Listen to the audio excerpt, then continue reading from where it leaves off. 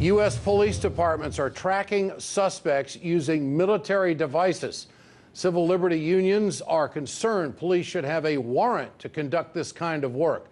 RT correspondent Ashlee Banks reports tonight. Ashlee, 72 state and local law enforcement departments and 13 federal agencies across the nation are tracking suspects using technology developed for the military.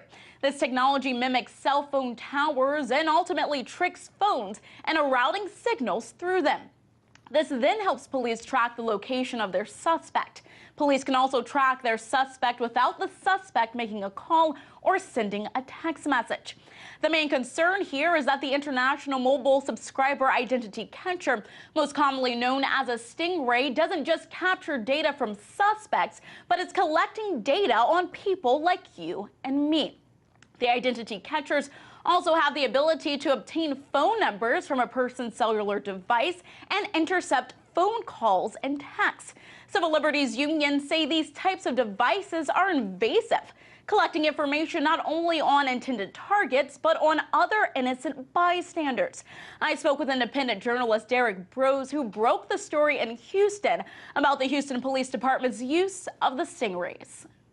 Another example of the militarization of the police, because the tool started out in Iraq and Afghanistan to go after terrorists, supposedly, and now it's one of many tools that are coming home to the domestic front and being used to catch bad guys, is what we're told again. But when you look into the details of the Stingrays and the Stingray 2 and the Kingfish and all the various cell site simulators out there, they actually do not discriminate. So police can go out there saying they're looking for a specific target, but in the process they're gathering up all kinds of data, and we have no control or say or really even knowledge of what they do with that data because they're not very forthcoming due to the non-disclosure agreements.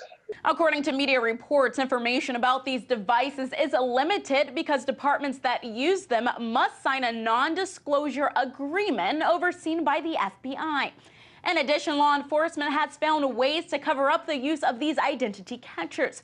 On top of that, in some cases, agencies have offered plea deals rather than revealing information about the devices. In some states, some judges are ruling against the use of these catchers. Earlier this month in Brooklyn, a judge ruled the police need a warrant in order to use the device. And back in September, a federal court ruled the use of the device without a warrant violates the U.S. Constitution, more specifically the Fourth Amendment. So we could see more of these rulings in the near future. In Washington, Ashlee Banks, RT.